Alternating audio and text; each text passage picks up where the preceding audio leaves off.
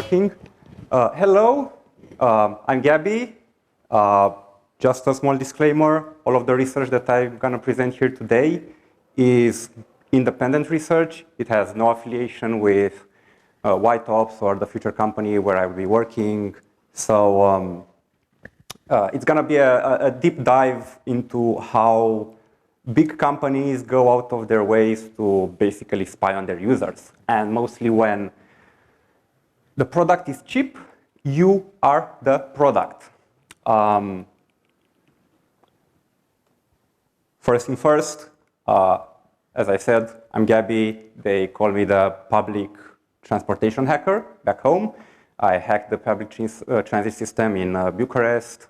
After that, turns out I couldn't travel anymore for free with the public transit system back home. So I hacked my car. Turns out it knew a lot more about me than I knew about myself. I mean, go figure. And after that, I just started hunting for bad threats on the internet, mostly bots and privacy issues.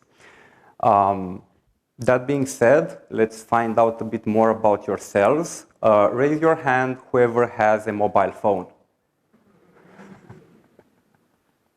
All right, seems like we still have some guys that are really old school.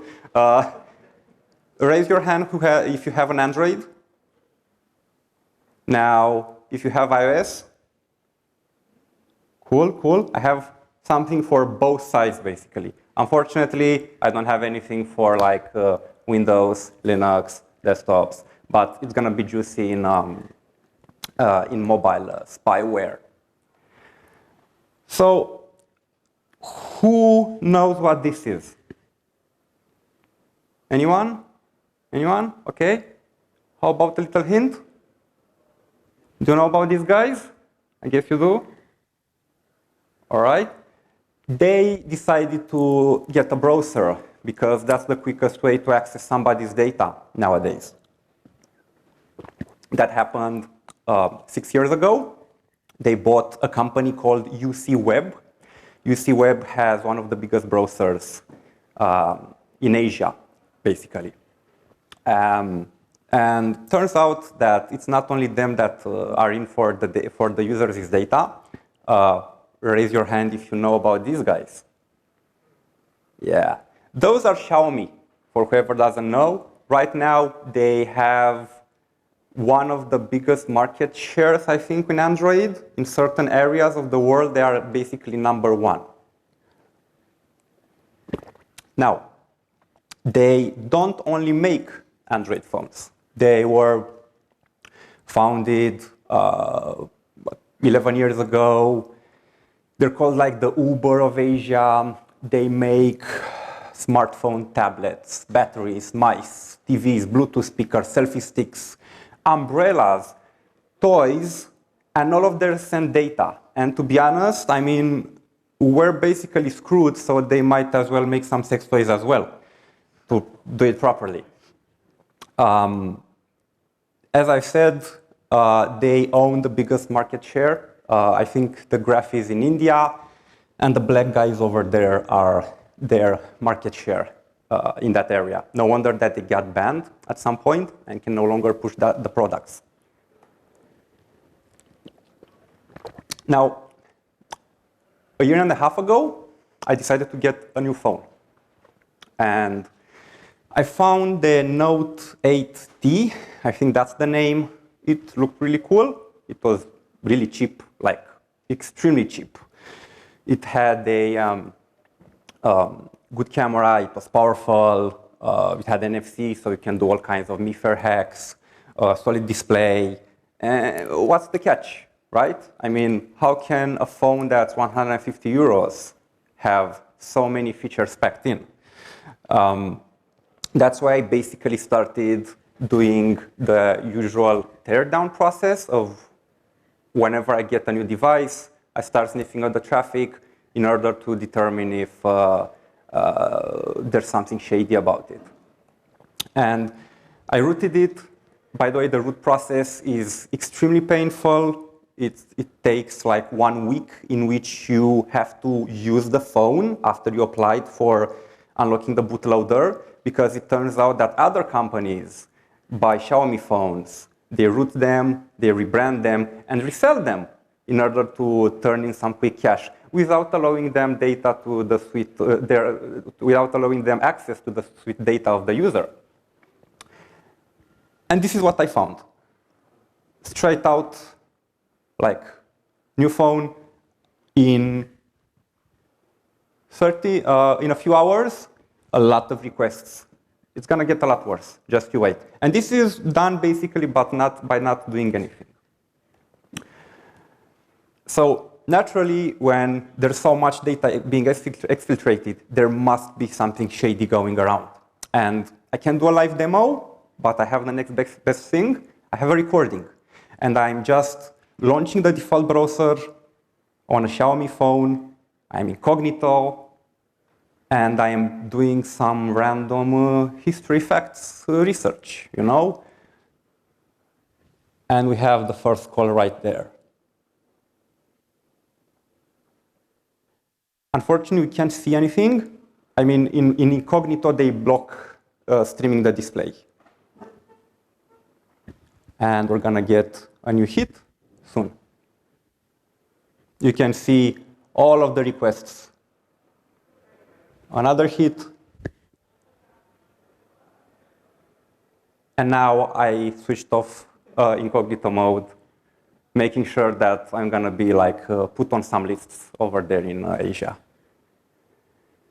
Now, this is a base64 that's being sent in plain text. And you can see that my search query was sent to their servers, just like that, in incognito mode, correlated with the MIUI ID that I have, and the MIUI ID is correlated with a real address that I used. There's no other way to skip it, basically. And in addition to that, there's all of my browsing history up to that point.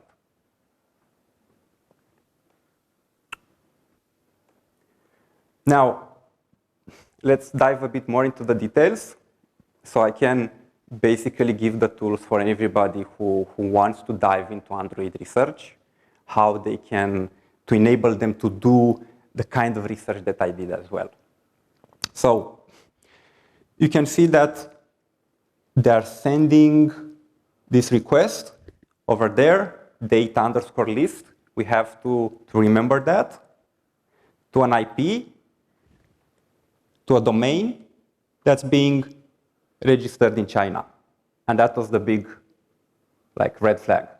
Then the domain points to 3 IPs based on the location where you are. For US, it sends the data to US, for Russia to Russia, for the rest of the world to Singapore, allegedly in a neutral data center. So new phone, no apps, 34 calls to their server in 3 hours, just idling to a Chinese infrastructure. Remember the parameter, data_list, all right? Now we pull out JADEX, which is the de facto Android compiler, and we look for that parameter.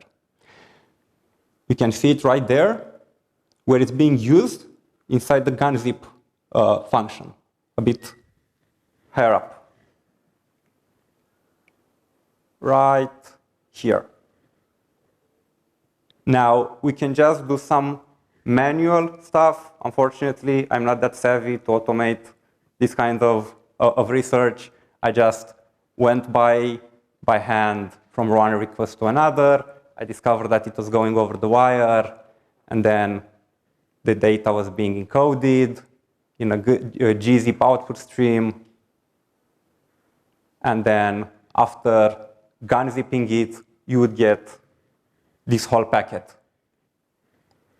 this whole JSON being sent to China, which contained the visited URL, the network to which you're connected, the device info. This was the Android advertising ID for whoever is familiar with that. It can be reset. Unfortunately, it's the kind of data that every ad exchange has also access to. So it can be very easily correlated back to you, even though it's allegedly anonymized. And a bit more. It even contained whatever the user was in incognito mode. So I guess to do the data sifting a bit faster. And the MIUI ID, which is right here. Now, in order to get the MIUI ID on a Xiaomi phone, all Xiaomi phones run what is called MIUI. It's a spin-off of Android that looks a bit more like an iOS device. Anyway, potato, potato, it's basically Android, Chinese version. And in order to get the MIUI ID, you have to register using your mobile phone number or your personal email address. You can't do it otherwise. And they also have a block list for email addresses, so you can use 5-minute email and stuff like that. They really want to make sure that that is like your legitimate ID. It's populated inside the distinct ID field, and this even happens nowadays. And it's being sent to something called sensor analytics. We'll get into that a bit later. Up until now, we learned that Xiaomi sends all of the URLs that you visit on the pre-installed browser, your browsing history, your search engine history, your browsing behavior, because it also sends touch events as well inside the website for God knows what reason. And everything can be correlated with your real persona. And it happens even in incognito mode. Now, my MIUI phone had the news app. And I just clicked a piece of news, right? And of course, it went to China, and it said, hey, this guy is looking at this piece of news right now. My Xiaomi phone had a music app. And I was going to listen to some music that I downloaded offline.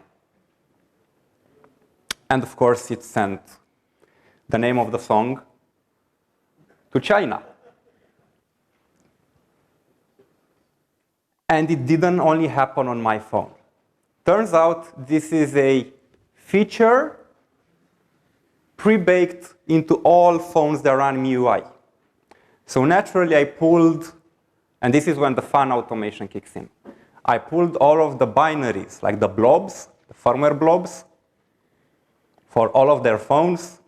I used a Brotli extractor, then something called SDAT to image, written by a guy like really smart. I pulled the APKs and the VDEXs, and then ran some static analysis over all of that. And it was no surprise that all of them contain the same code that I showed you before, that was actually sending the data from my phone, from the browser, from the news app, from the video player, and the home screen as well. I forgot to mention about that one. The name of the folders that you make on your phone screen, yeah, they go to China as well. There's no exception to that. And it's being processed by a company called Sensor Analytics, as I've mentioned before, which basically have a bunch of Chinese clients and no ties to the West. And they removed this from their webpage, but at some point they were bragging that you can contact them for information about data on your website, like user behavior data on your website, even though you didn't embed their sensors. And I wonder where they got that data. Now, the CFO for Sensor Analytics was in really close ties with Xiaomi.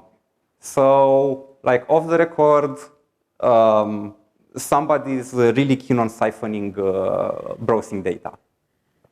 But anyway, enough Xiaomi bashing. Actually, no. Let's not stop with the Xiaomi bashing, because I actually got something done. And together with this fine gentleman right here, we started raising awareness about that. And what can I say? Doing constructive discussions on Twitter with Xiaomi. We got Forbes to get notice of that. And a lot of other publications, including Android ones, and went through this whole scenario. I mean, they ignored me at first, then they laughed at me, they fought us, but we won. I mean, this is one of the cases where the collective let's call it the hacker cooperative, managed to actually influence a big product and do something. So Xiaomi was disappointed to read the recent article from Forbes. We feel that they have misunderstood what we communicated. This was the laughing phase. Then they moved to fighting. Below are 4 certifications Xiaomi received from widely acclaimed international third-party companies and organizations. Blah, blah, blah. They started like throwing ISOs and all of the accreditations they had, like, hey guys, these guys are talking bullshit. It's not. Then Forbes might be misinterpretative of the facts. I mean, our users' privacy and security are top priority. They didn't encrypt the data. I mean, come on, what's that? At least you like do it properly, you know, and we're gonna see how this is properly done, like in the follow-up. And in the end, we would like to express our appreciation for research's engagement, passionate, and constructive criticism. And we did it, guys.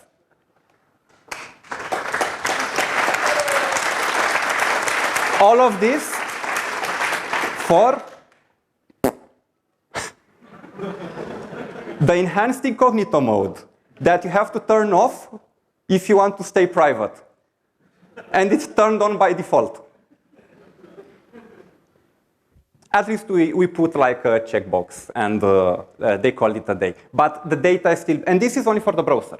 The data is still being aggregated from your home screen, from everywhere, and it goes over the wire, and everybody's like, yay, let's get Xiaomi phones because they're so cheap. Well, if your privacy is that cheap, then yeah, go ahead and get one. Now, I decided to do an experiment. They build a lot of devices, right? Let's get a band on a Xiaomi phone, pair it with the Xiaomi phone, with MIUI. Let's see what happens. We've got like, I have less fingers than the number of requests. A bunch of requests in 4 minutes.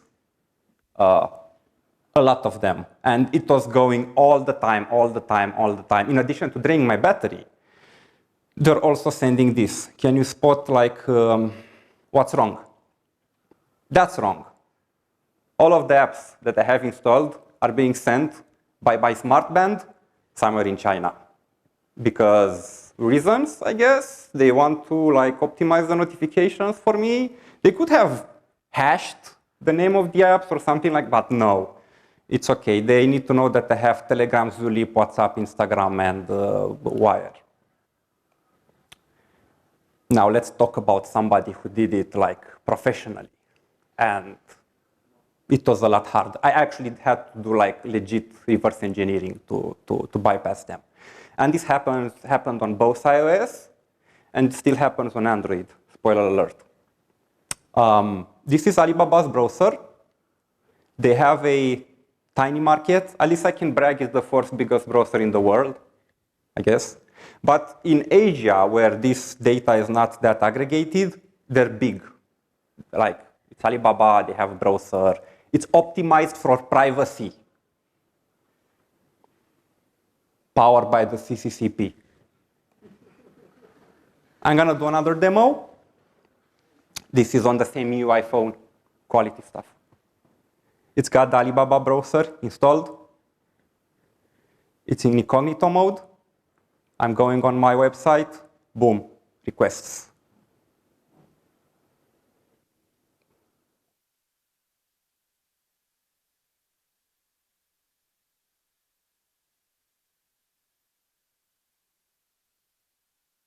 We just have to take the request, spoiler alert, it's AES, and you can see that they're sending the address that I just visited to China.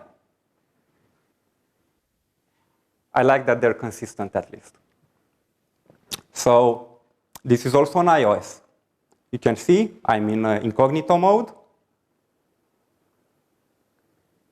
And they send the data, like straight from the get-go. Who can recognize this header? It's something, something, zip, something. You gunzip it, and you can see that they contained in plain text the unique URL that I was visiting on my website, on an iOS device. Apple didn't like that, needless to say. They just went medieval on them. It also sent, at one point, the MAC address, or it does send the MAC address in some locations around the world. The email, it also sends the serial number of the iOS device, and a lot more metadata that, unfortunately, is kind of like common practice to send nowadays. It's got like the CCCP's eagle eye over here. On Android, the situation was a bit more complicated because I was seeing a lot of garbage. I couldn't recognize any kind of useful headers in the traffic analysis. I just looked some funny facts about China's political party. And yeah, a lot of traffic going on. Now, the domain was being sent unencrypted. For statistics, I guess, at least they didn't send the URL, but they did send the domain that I was visiting.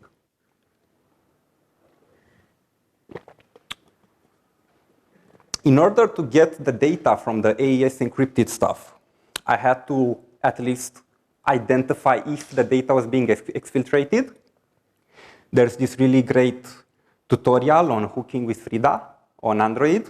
You need a rooted device, and you spawn. It's like a debugger, basically, but for people that don't know debugging like me.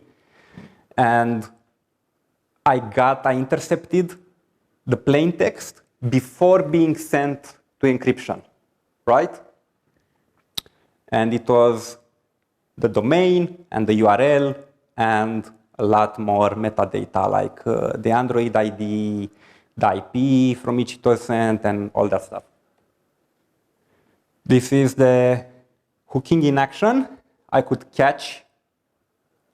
I also threw an exception where I would get an AES, some AES data being intercepted, and I basically started going through these points in the source code after decompiling the app with JADEX.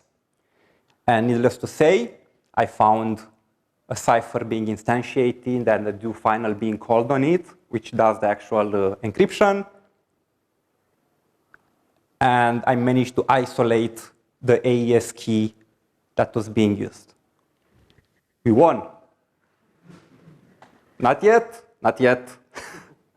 So I used that key, I decrypted the data, and I got conclusive proof that what I was seeing being hooked before, because I wanted to have proof that this was sent over the wire. I didn't want to get on the bad side of some nasty people for no reason.